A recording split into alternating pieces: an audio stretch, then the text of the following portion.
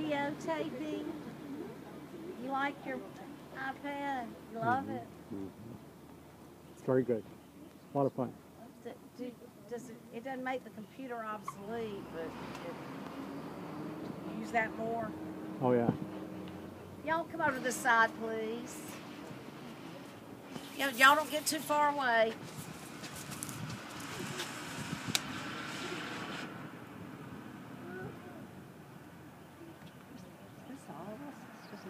It's both trolleys. For those of you who are on Kevin's trolley, my name is Bunny, and I'm going to conduct the churchyard tour. Now, during the Civil War, some Union troops came up here and camped in a little church, which was not an unusual practice. They just did quite a lot of damage. They chopped up the pews for firewood. They shot out all the stained glass windows. They even slaughtered cattle on the altar. So when the planters returned after the war, they found not only their homes destroyed, but the little church as well. And because the economy was ruined in the South, they weren't able to immediately rebuild, so they just met out in the churchyard for a few years. This is an old English lich gate. It was used for funeral processions. They'd walk in and rest the coffin and meet the clergyman here and have prayers before they proceeded into the church. And to this day, the minister still meets funeral processions here at the lich gate. But lich, which is spelled L-I-T-C-H or L-Y-T-C-H, is an old Anglo-Saxon word meaning body. So this is a body gate, which makes sense when you know what it's used for. The arch represents the gateway to eternal life, and that's the Cherokee rose, which is the state flower of Georgia. It blooms just once a year, early spring, has a beautiful, simple white blossom similar to the dogwood. Now, if you'd step over this way, I'd like to show you the fern on top of the roof. It looks brown and dead and ugly, but as soon as we get a good rain, it perks up and turns green and lush and pretty. And for that reason, we call it resurrection fern. But that's so Southern to me. We're gonna rise again. I gotta tell y'all have a good sense of humor. I gotta tell y'all this. I had this fellow on a tour a while back. He said, "What is it with you Southerners?" He said, "Why are you still fighting the Civil War?" And I said, "Well, that's easy to explain. We lost." But you know why we'll never rise again, don't you? Because we never fail. We're proud, delusional people. It's all that moonshine.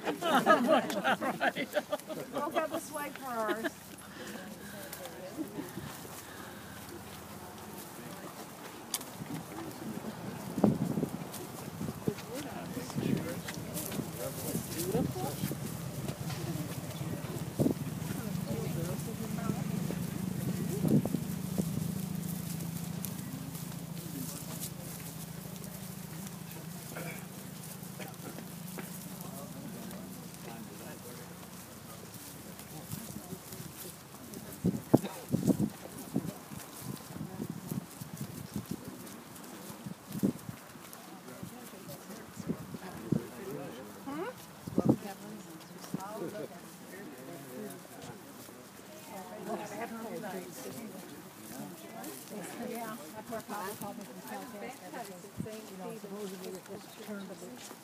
Those lights in January.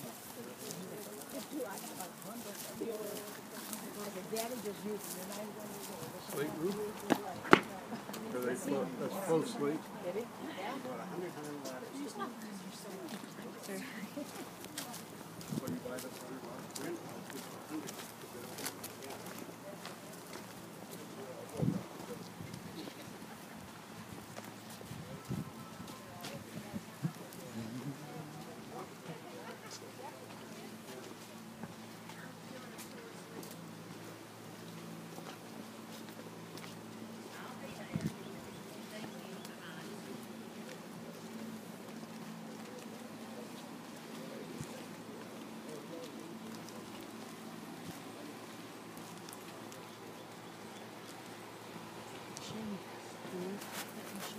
Yeah.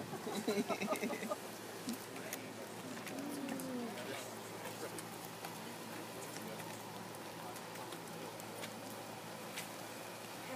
it's funny. I'm doing a tour, but I'll call you back. It's funny.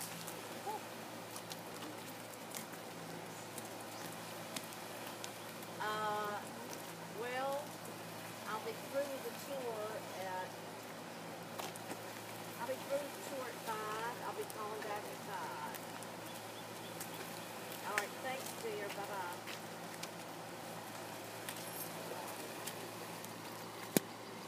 Just found out what was supposed to be a sign.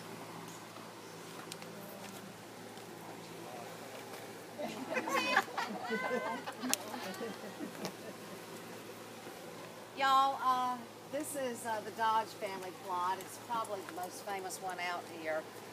During the 1870s, the Dodge Meggs Company located to the island, and they built several large lumber mills, which revived the local economy after the war. One of the founders had a son by the name of Anson Dodge. He was 19 years old and living in New York at the time, and he came out here to visit his father, but they didn't get along particularly well, so he spent most of his time riding horseback over the island.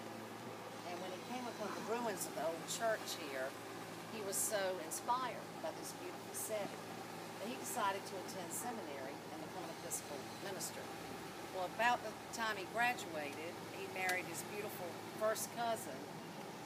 And yes, we Southerners do sometimes do that. I've dated a couple myself. They're called kissing cousins, but her name was Ellen Dodge, and they embarked on a round-the-world honeymoon. About 3 months into their voyage, while they were in India, just after viewing the Taj Mahal, Ellen became desperately ill, and she was terrified being in a foreign country. Anson promised her that she would always be by his side. Well, tragically, the next day, Ellen did die of cholera. They think perhaps she'd eaten some unwashed fruit. And it took Anson over a month to return here to the island with his bride's body. He had placed her in a sealed ebony coffin and accompanied her in steerage all the way back. But when he returned, he set about rebuilding the old church in Ellen's memory. And when he had completed it, he had Ellen entombed in the chancel floor right next to the pulpit that he preached from, so he could keep his promise to her that she'd always be by his side. And they sure don't make them like that anymore. I can't find one to take me out to dinner, much less build a church for me. Sad but true. Well, like most men, Anson did remarry Anna Gould, who was the granddaughter of the lighthouse builder and also his housekeeper. That was convenient, wasn't it, Arnold Schwarzenegger? But they could have just one child, a little boy. And one Sunday after services out here, when the little boy was about 3 years old, he was the first one to dash out of the church. And he jumped into an unattended buggy, which startled the horse. The horse bolted, overturning the buggy, and the little boy was killed. So Anson really had quite a tragic life. He himself died young. He was only 38. He had heart trouble. But at his funeral, he requested that Anna, the second wife, dress all in white, sing his favorite hymns, and have Ellen disinterred from the church and buried together with him in one grave, thereby keeping his promise throughout eternity that she would always be by his side.